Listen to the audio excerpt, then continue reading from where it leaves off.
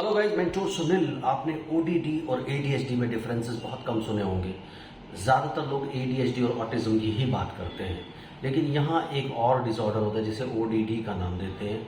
इसमें और दूसरे जो एडीएचडी बच्चे होते हैं उनमें क्या डिफरेंस होता है, इसके बारे में हम लोग बात करेंगे। आप चैनल को सब्सक्राइब कीजिए, लाइक कीजिए, शेयर कीजिए, पूरी दुनिया में फैला दीजिए। मुझसे कंसल्ट करने के लिए, पेरेंट्स ट्रेनिंग प्लान लेने के लिए 8168790299 मेरा मोबाइल नंबर है। +91 इंडिया का ISD कोड जरूर लगाएं। अगर आप इंडिया के बाहर से कॉल कर रहे हैं, इंडियन कंसल्टेशन 1000, इंडिया के बाहर से कॉल कर रहे हैं 3000 रुपीज अकाउंट ट्रांसफर देकर आपको मेरा अपॉइंटमेंट इजीली मिल जाता है। तो चलिए बात करते हैं। सबसे पहले तो यार लाइक का बटन दबा दो। आप लाइक नहीं दबाते हो, भूल जाते हो, पूरा वीडियो देख के बाहर निकल जाते हो, क्योंकि टॉपिक ही डिफरेंट दे रहा हूँ आपको।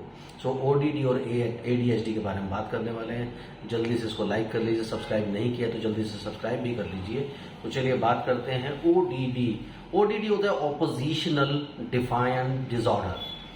तो इस डिसऑर्डर में और एडीएचडी में क्या डिफरेंस होता है? एडीएचडी में यूजुअली क्या होता है कि बच्चों को फोकस और अटेंशन इतना अच्छा नहीं होता, उसकी वजह से वो क्या करते हैं, प्रॉपरली चीज़ों पे अटेंड नहीं करते हैं। आप उनको बिठाते हैं, आपकी चीज़ों को मान भी लेते हैं, सब चीज़ें कर भी लेते हैं, लेकिन अपने इम्पल्सिस पर कंट्रोल नहीं कर पाते और उसकी वजह से उनमें हाइपर एक्टिविटी होती है।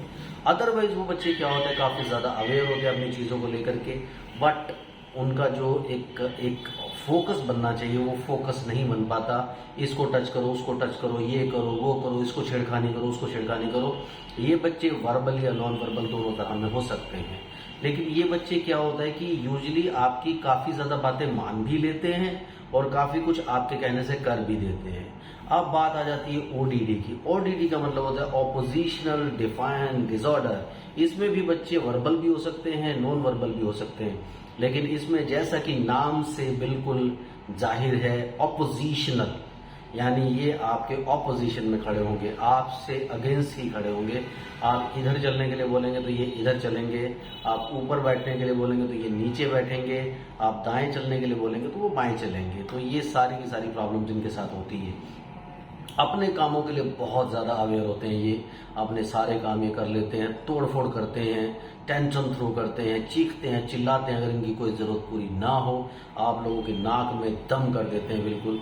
तो ये इस तरह के बच्चे होते हैं। रोना, चीखना, चिल्लाना, बिना आंसू के रोएंगे, चीखेंगे, चिल्लाएंगे, रादर शोर मचाएंगे कि इनकी जरूरत किसी तरीके से पूरी हो जाए, लेकिन आपकी कोई बात नहीं मानेंगे। आप इन्हें प्रैक्टिस के लिए बिठाना चाहोगे, नहीं मानेंगे। स्कूल में छोड़ के आना चाहोगे, चीख कर चिल्ला करके सबको इरिटेट करके उस आपके अरेंजमेंट को, फिलॉसफी को खारिज कर देंगे। तो ये डिसऑर्डर होता ही इसका नाम से बिल्कुल जाहिर है, ऑपोजिशनल डिफाइंड डिसऑर्डर। यानी आपकी हर बात को डिफाई करने की कोशिश करते हैं, हर बात को ऑपोज करने की कोशिश करते हैं। और ये सारी की सारी प्रॉब्लम्स क्यों आती हैं? क्योंकि स्टार्टिंग से बच्चे की अगर हैंडलिंग प्रॉपर ना हो पाए तो ये सारी की सारी दिक्कतें आती हैं। लेकिन ये सारे जितने भी डिसऑर्डर, आप एडीएचडी ले लें, ऑटिज्म ले लें, ये सारे डिसऑर्डर और ओडीडी ले लें, सारे डिसऑर्डर पेरेंटिंग से रिलेटेड होते हैं। अगर आपकी पेरेंटिंग स्टार्टिंग से ही डिफाइंड नहीं हो तो वहां से प्रॉब्लम आ जाती है। तो याद रखें कि जब आपका डायग्नोसिस बन जाए, क्योंकि एडीएचडी और ऑटिज्म में एडीएचडी और ऑटिज्म में हमने कई सारे वीडियोस देखे, बट एडीएचडी और ओडीडी में कैसे डिफरेंशिएट करें इसके बारे में मैंने आपको अभी बताया कि ओडीडी का मतलब ही आपको अपोज करने का। उनका अपना मूड होगा तो आपके साथ खेलेंगे भी सही, प्यार भी करेंगे, सब चीजें करेंगे भी सही, लेकिन उनके अपने मन से, आपके मन से बिल्कुल नहीं। तो काफी सारे बच्चे मैं देखता हूँ जिनमें एक्चुअल ओडीडी का प्रॉब्लम होता है और उसको हम लोग कंफ्यूज कर लेते हैं कि उनको एडीएचडी का प्रॉब्लम है। तो आप ऐसे जो मैंने 2-4 सिम्टम्स आपको बताए, उनके बेसिस पर ये डिफाइन करने की कोशिश करें कि एग्जैक्टली आपके बच्चे के साथ प्रॉब्लम कौन सा है, क्योंकि ट्रीटमेंट पार्ट उसी के हिसाब से डिजाइन होगा। तो ये थोड़ा सा ख्याल रखें, क्योंकि यहाँ आपका जो पेरेंटिंग है that is very very important. अगर आप उसे ढंग से हैंडल करना सीख जाएंगे, पहले तो ओडीडी बच्चे के लिए आपका बड़ा स्ट्रगल शुरू होगा, क्योंकि आप जब उनको कोई एक्टिविटी करवाना चाहोगे, थेरेपी के लिए ले जाना चाहोगे, किसी भी चीज के लिए ले जाना चाहोगे, क्योंकि उनमें बिहेवियर थेरेपी की जरूरत होती है, तो उनको कंट्रोल करना बड़ा डिफिकल्ट हो जाता है, क्योंकि वो आपके साथ चलेंगे ही नहीं, कोऑपरेट बिल्कुल नहीं करेंगे। तो ये बहुत बड़ा चैलेंज आपके लिए हो जाएगा। तो यहाँ पर आपको डिसाइड कर लेना है कि अगर आप उसे थेरेपी सेटिंग के लिए बिठाते हैं या किसी भी ऐसे अरेंजमेंट में छोड़ करके आते हैं जहाँ पर थेरेपी होती है, वहाँ पर आप थोड़ा सा सब्र जरूर रखें। उनके चीखने से, चिल्लाने से, टेंट्रम थ्रो करने से, शोर मचाने से, नोचने से, काटने से आप बिल्कुल घबराएं नहीं। और कुछ टाइम के लिए आपको ये बताना पड़ेगा कि कमांडर हम हैं, कमांडर तुम नहीं हो। तो थोड़ा टाइम के लिए आपको उनकी सारी चीज़ें बर्दाश्त करनी पड़ेंगी, लेकिन उनको ये एहसास भी दिलाना पड़ेगा कि जो आपको एक्टिविटी दी है वो कंप्लीट करनी ही पड़ेगी। Yes means yes, no means no. आप झुकेंगे नहीं। अगर आप झुकते रहेंगे उनके सामने, उनकी बातों पे आप अग्री करते चले जाएंगे, वो देखेंगे कि चीख रहा है, चिल्ला रहा है, शोर मचा रहा है, टेंट्रम थ्रो कर रहा है, फर्श में सर पटक रहा है, दीवार में सर पटक रहा है, आप बात मान लोगे तो आप कभी भी अपने बच्चे को ठीक नहीं कर सकते। तो ये आपको मानना पड़ेगा कि आपको थोड़ा स्ट्रिक्ट रहना पड़ेगा, डिसिप्लिन होना पड़ेगा। आपको ये डिसाइड कर लेना पड़ेगा कि अगर हमने ये काम के लिए आपको बोला है तो वो काम आपको करना ही पड़ेगा। तो ये सारी की सारी चेंजेस करने के बाद ही आप इसमें जीत सकते हैं, क्योंकि यहाँ जिद्दों की लड़ाई हो जाएगी। यानी आपका बच्चा अपने तरीके से जिद्दें कर रहा है, आप अपने तरीके से जिद कर रहे हो, क्योंकि आपने उसे काफ़ी हद तक उसके बिहेवियर को ख़राब किया है शुरू में रॉन्ग पेरेंटिंग करके। अब अगर आप उसको सुधारना चाहते हो तो ये एक दिन का काम नहीं हो सकता, आपको 4, 5, 6 महीने लग जाएं, लेकिन आपको आज ही फैसला करके पीछे लगना पड़ेगा, ये डिसाइड करना पड़ेगा। क्योंकि ऑटिज्म और ADHD बच्चों को हैंडल करना तब भी इतना डिफिकल्ट नहीं। अगर आप बिहेवियर की बात करें, उनको सेशन आप दे सकते हैं, उनको थेरेपी दे सकते हैं, लेकिन जो ODD बच्चे होते हैं उनको हैंडल करना बहुत बड़ी महाभारत होती है। तो इसलिए आप पूरा ध्यान रखें कि जब आप ODD बच्चे को हैंडल करते हैं तो सबसे पहला तो स्टेप आप यही याद रखें कि पूरी फैमिली को बोल दें, जो भी बच्चे के साथ डील कर रहा है उसी को डील करने दें। दूसरा, बाकी सारी फैमिली इंटरफेयर नहीं करे।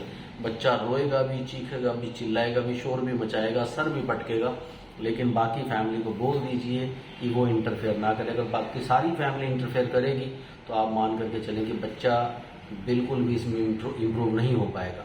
अगर उसको इम्प्रूव करना है तो सारी फैमिली को ये बोल करके चलना पड़ेगा, आप सब के सब लोग सेटल्ड रहें, आप फिक्र ना करें, इस बच्चे को ठीक करने की सारी कोशिशें हो रही हैं। तो जब आप ये डिसाइड करके आगे बढ़ेंगे तो आप ये जानेंगे कि आपका बच्चा इम्प्रूव हो रहा है। लेकिन अगर आप ये मान लेंगे बाकी सब लोग इंटरफेयर करेंगे, क्यों बच्चे को तंग कर रहे हो, क्यों बच्चे को परेशान कर रहे हो, इस तरह की बातें सुनने को मिलती हैं, तो बहुत मुश्किल हो जाता है इस तरह के बच्चों को हैंडल करना। इसलिए जब भी आप इनको हैंडल करने के लिए बैठे, किसी ऐसे कमरे में बैठें जहाँ पर दूसरे लोगों का इंटरफेरेंस नहीं है, और उनको पहले से बोल दें अगर ये चीखेगा, चिल्लाएगा, इसके शोर की आवाज़ें आप तक पहुँचेंगी तो आपको बिल्कुल रिस्पॉन्ड नहीं करना।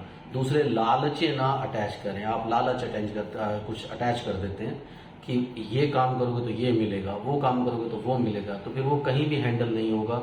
वो पहले लेट जाएगा, उसको उसके ज़रूरत की चीज़ दोगे तो आगे बढ़ेगा। तो ये नॉर्मल बच्चों के साथ भी ODD का प्रॉब्लम हो सकता है, और ADHD और ऑटिज्म के साथ में भी आपको ये प्रॉब्लम मिल सकता है। लेकिन ज़्यादातर आपको डिफरेंशिएट करना आना चाहिए कि आपको ऐसे केसेस में मैनेज पहले क्या करना है। तो अगर ODD आप मेरी बातों से आप खुद अपने बच्चे को डायग्नोज कर सकते हैं, तो आप मान लीजिए अगर आपका बच्चा ODD है, खाली उसका बिहेवियर मैनेज कीजिए, बाकी सारी चीज़ें आपको मिल जाएंगी, क्योंकि आप उसको रॉन्गली डायग्नोज कर लेते हो कि इसको ADHD की या ऑटिज्म की प्रॉब्लम है। तो पेरेंटिंग के साथ, अच्छी पेरेंटिंग के साथ अपने बच्चे को मैनेज कीजिए, बिहेवियर थेरेपी दीजिए, खुद से थेरेपी दीजिए, तभी बच्चा आपका ठीक हो सकता है। और गाइडेंस के लिए मैं बैठा हूँ, मुझसे गाइडेंस आप जब चाहे ले सकते हैं। ज़्यादा कमेंट, ज़्यादा वीडियोस